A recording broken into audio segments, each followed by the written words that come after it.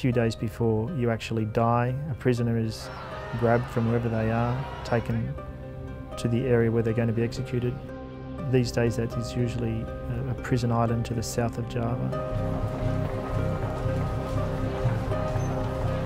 You go to your isolation cell, you're there for about 3 days, you'll have 1 or 2 visits, and then you're taken out, usually at night.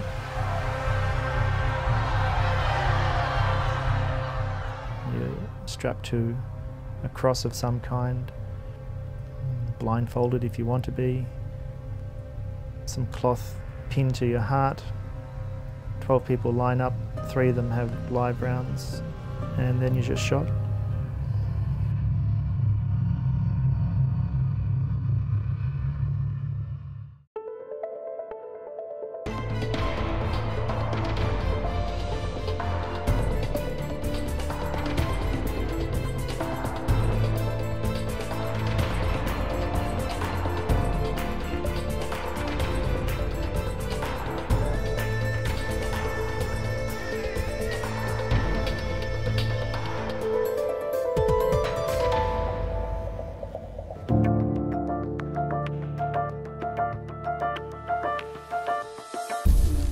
In 2005, 9 Australians were caught attempting to export heroin from Bali. Muran Sukumaran and Andrew Chan were cast as the ringleaders. Muran was dubbed the Kingpin and Andrew the Mastermind. I don't think I was really going anywhere in life, and I don't think, I just don't think I was really heading anywhere. Whatever happened to Chappelle Corby happened to me. They were pretty unimpressive. They were typical young offenders. We had a lawyer then.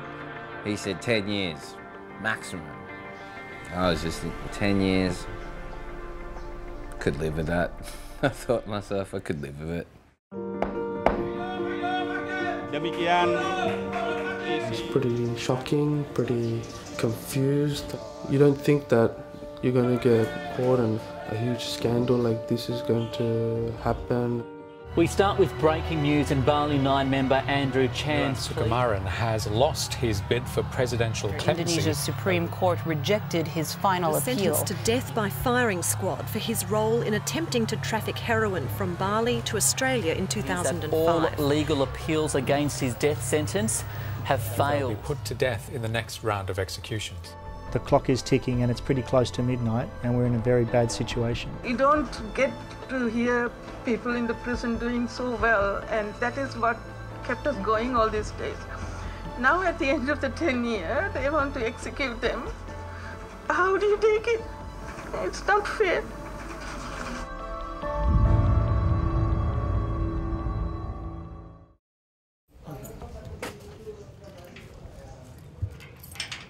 In 2010, reporter Mark Davis met Muran and Andrew. It was the first time anyone had been given permission to bring a camera into prison to film their story. You're not looking so good. Yeah, but I'm going to attempt to do a bit of sport today to sweat it out. I never saw myself as like a bad person or something like that. As I look back at myself now, I see I was stupid back then, yeah, but I never thought of myself as a bad person. Morning. Good morning. How are you? Yeah, all right, I suppose. Just got up. Yeah, all right, I suppose.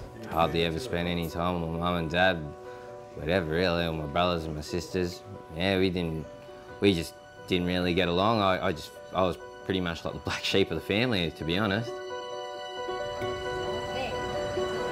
Yeah, I've learnt to realise my own brother's my own best friend.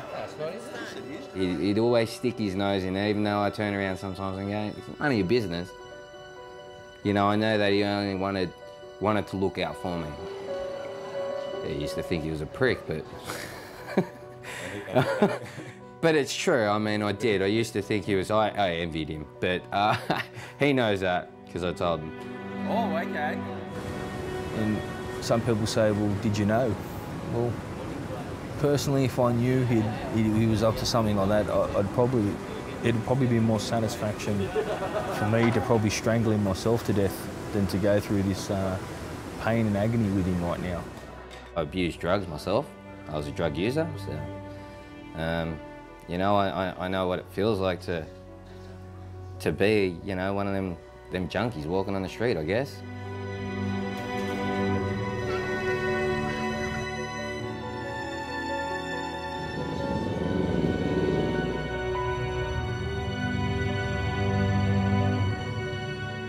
Australians look at this as a death penalty issue, which it is. In Indonesia, it's been seen as a drugs issue. Tapi ya tentu masyarakat Australia harus memahami juga kesulitan yang sedang dihadapi bangsa Indonesia dengan masalah narkoba ini. Itu benar-benar luar biasa, ini jauh lebih dahsyat akibatnya dibandingkan dengan kejahatan terorisme. Most of the drugs consumed in Indonesia are manufactured in Indonesia. My clients were attempting to export drugs out of Indonesia. The kind of people that my clients represented, even on the worst day, are really peripheral to the essential problems that the Indonesians are facing. But no one's talking about that in Indonesia. There was a change of government, a change of president last year, and President Widodo has made it clear that the drug trade in Indonesia is a national crisis, in his words, and that he intends to take a very hard line. In December, the President said, I'm going to have 64 people on death row for drug offences, all of them executed. Untuk meminta gerasi. Begitu masuk ke meja saya sudah saya sampaikan, tidak ada yang saya beri pengampunan untuk narkoba. Jokowi is a weak president. He has not got a majority in the legislature. He's struggling to put one together. He's struggling to get his agenda through. As the political pressure on him mounts, and it's extraordinarily high right at the moment, there really is a political crisis in Indonesia. For him to be tough is all the more important. Right now there's a kind of sudden rush to execute. They'll be put to death in the next round of executions. Indonesia has executed about 30 people in perhaps say 20 years. It's not a country which executes much at all. Under the former president, there were no executions between 2008 and 2013. Not only have they resumed executions, but they are actually saying that really they want to embark on a mass killing. There's no other way to put it. 5 people a month, 58 people by the end of the year. That would be a complete transformation of Indonesia's practice in the past and would move it away from what seemed to have been a slow possible path towards abolition to putting it in the brackets of the top executors in the world. Did you consider that you're in a country with the death penalty though? No, you don't think too much of that. I didn't anyway. You know, most people think, yeah, you would, but I didn't. It was more or less for me. It was just quick payday. That's it. And yeah, I did have a role in it. You know, truth of the matter is, you know, I did commit a crime, and you know, right now I'm obviously paying the price for it. There's a huge risk, whether you recognise it or not. You must have felt there was a risk. What was the reward? I was hoping to buy a car, hoping to start a business. Those are sort of the things, you know, like I didn't see like myself working in a mailroom for the next 50 years of my life. I thought, no, I can't do this. And you know, you see all these people in like nightclubs with nice BMWs and nice Mercedes, and you know, there's always chicks there, and you know, they're always buying drinks for everybody, and you think, fuck, you know, how do you do this on a mailroom salary? Yeah.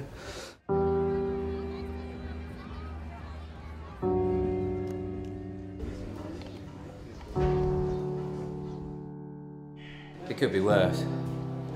Could be worse. So I suppose I'm thankful that every day I actually get to wake up. As you know, I'm studying, and you know, a lot of people might see that. They say, oh, you know, there's probably no use towards it. Look where you're staying, but you know, I believe if you want to try and build yourself up to something, you know, you got to start somewhere. You got to start today, and you know, maybe tomorrow won't exist. And what did you say to your mum? She'd worked particularly hard all her life. She was proud of you. Yeah. What do you say to someone like that when you're in Just a keep saying I'm sorry. I don't know what I can do actually to make it all better, but yeah.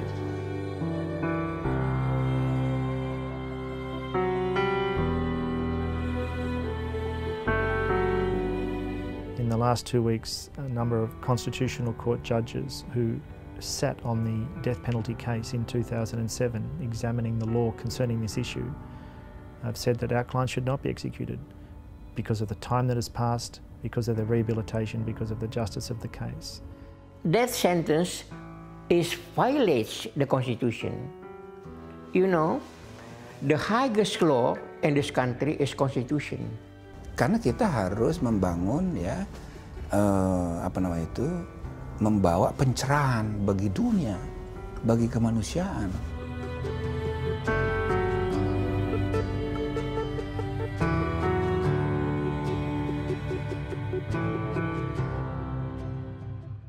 Keputusan yang terakhir itu menolak, artinya tetap menganggap pidana mati konstitusional. Saya ikut saja karena saya ketua. Actually, I'm so sad, and I cry about that. Jim Lee Ashadiki played a decisive role in retaining the death penalty, but he was also responsible for inserting a particular phrase that the government should grant clemency for prisoners who after 10 years show reform. Today, Jim Lee is now with Leica in speaking out, and other judges are joining their ranks. Bahwa pidana mati itu menurut saya dan menurut dua teman yang lain tidak lagi sesuai dengan perkembangan standar kemanusiaan universal. I have a dream. One day, our country have to abolish the death penalty.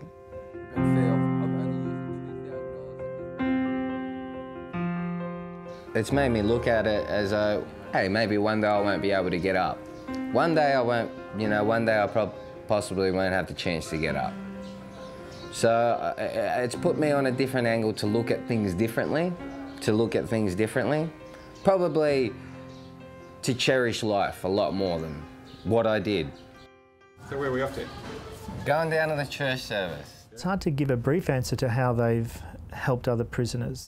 Andrew's counselled them, pulled them out of drugs, pulled them out of trouble, helped them get their lives in order. It brings me a fair bit of comfort and, yeah. They basically have grown into fine young men.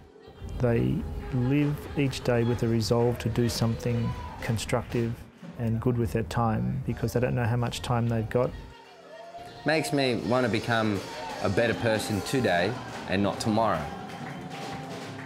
I live every day as it comes. I live it though as my last. I'll make sure I've lived a good life. That I'm happy with anyway, really. That's our English service, and generally I run worship with Anwar right there, the guy that's singing right there.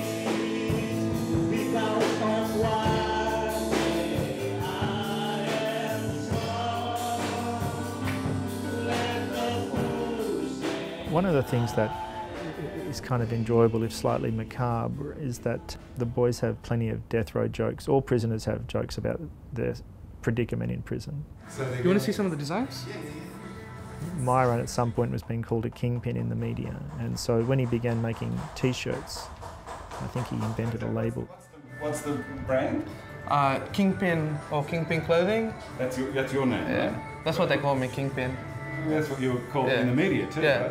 You were the kingpin. Yeah, and Andrew was the godfather and I was the kingpin. It was pretty funny. At first they called me the enforcer, right? Yeah, you were the tough one. You yeah, were the enforcer, martial arts expert, yeah. I did three months of Brazilian Jiu-Jitsu training and I became a martial arts expert. Yeah.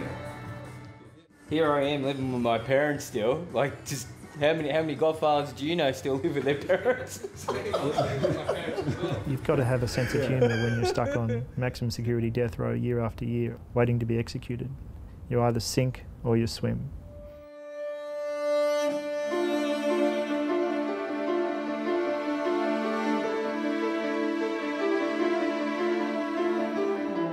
One of the really frustrating and stupid things about this case is that they have become valuable assets for the Indonesian community. They help Indonesians in prison become better people.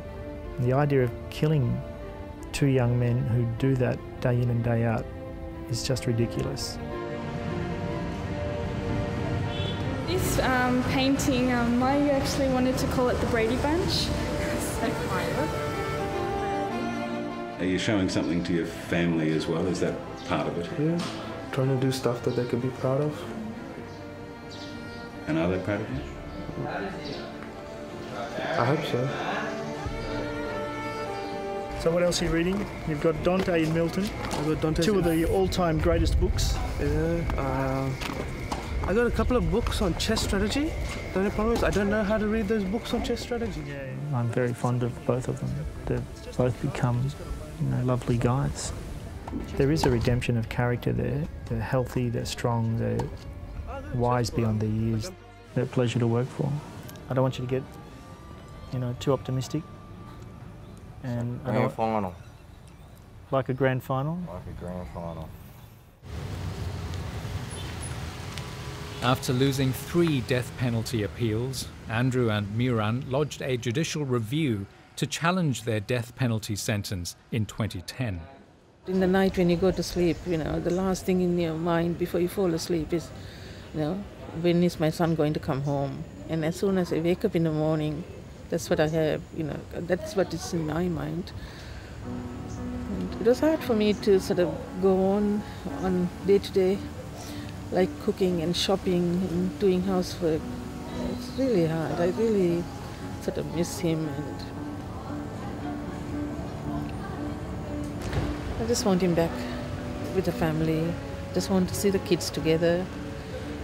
She worries a lot about us, and she keeps us close, and yeah, it's been pretty hard on her. I think sometimes she struggles to let us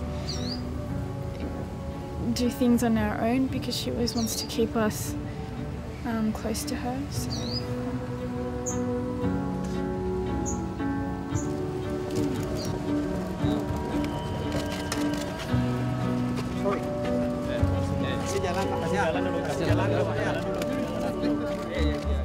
The media was pretty much telling everyone who he was, and they're so loud that whatever we said meant nothing. I feel like people have already judged Mayu and made a judgment about our family. Emotionally, it's been a big roller coaster ride, from what did we do wrong as a family, or what did mum and dad do wrong bringing him up, where did he detour. Saya memohon maaf kepada masyarakat Indonesia. Saya juga mohon maaf kepada keluarga saya jika saya diampunkan. Saya berharap agar suatu hari saya dapat mempunyai keluarga sendiri dan bekerja sebagai pendeta agar saya dapat membimbing anak-anak muda. Saya masih dapat banyak menyumbangkan selama sisa hidup saya. They are changed men. The work that they've undertaken in prison, the education programs as pastors, as painters, they've achieved what prison systems around the world aspire to achieve. That's rehabilitating drug offenders. The prison governors acknowledge that and have testified on their behalf, testified to their good character. Jadi peran serta saudara Miran, ya saya merasakan sebagai pimpinan lembaga pemasyarakatan sangat merasakan bahwa itu sangat besar sekali pengaruhnya. Kalau nanti pidana mati sampai dijatuhkan kepada yang bersangkutan kemudian sampai dieksekusi, bagi saya pribadi merasakan kasihan, ya spiritual saya mengatakan apa tidak bisa diampuni. That was a very gutsy thing to do. He was fighting his employer. His employer is the state of Indonesia. The state of Indonesia was cross-examining him, and he was saying, I'm here to tell the truth. in full uniform. This is what I say.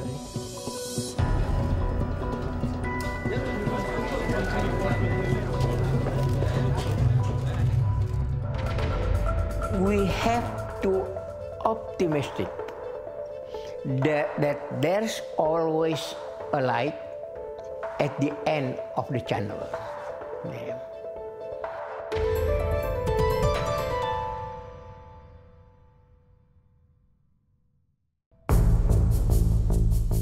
Convicted drug traffickers Andrew Chan and Miran Sukumaran can only have their lives saved by presidential clemency.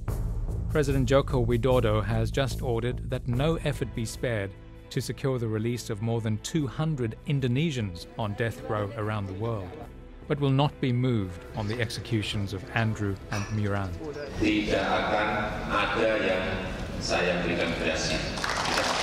Oh, I'm so sad. Yeah, I'm so sad because that means the government is against the Constitution.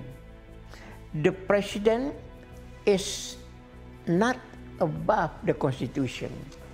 Politicising executions and the death penalty, or using haste and speed to get people executed, is a sure sign that something is going badly wrong and that there is another agenda here.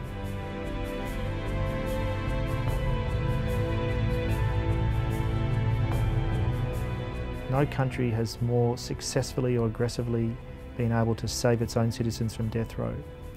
They've saved nearly 200 people in the last 3.5 years, and they've still got about another 200 on death row scattered around the world. Yet they won't show the same mercy to Australian citizens who are facing death row in Indonesia. I've made this point time and time again, and it's a confusing message for us to have to accept. We have to optimistic that there's always a light at the end of the channel. Yeah. I just put myself in the shoes of the families. Their sons, their brothers are facing death by firing squad. I kept thinking about the last meeting I had with Mrs. Sukumaran, where she hugged me so hard I thought I couldn't breathe, and she just sobbed and sobbed. And it just came back to me as I was talking about the impact on the families. When I spoke to the families who were in Jakarta by phone this week, they told me how it was virtually impossible to be strong for each other, how it was unbearable for them to see their sons, their brothers, not knowing if it would be their last time. How could anyone not be moved by their heartbreaking pleas for mercy? Both families have told me they're proud of the men their sons have become. Coming here today was on the basis of mercy and begging the President to reconsider. For the last 10 years, our families have gone through a lot, and the only thing that we were able to live with, to see the boys do so many things and to help other people. And we were very proud of it. We want people to know what the boys have actually achieved in 9 years, more than anything else. I don't want them to be known as, just the people that tried to smuggle drugs. And that's it, because that was the story at the beginning, but they've had quite a journey in the last 9 years. It's been quite an amazing journey for both of them, to have something lingering over your head for the last 9 years and to turn out the way they both have is a testament to them both.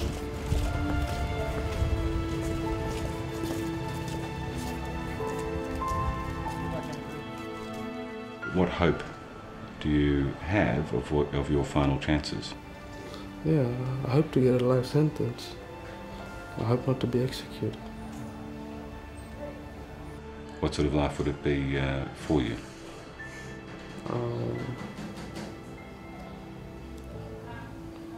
It'll be a life. Better than no life? Yeah.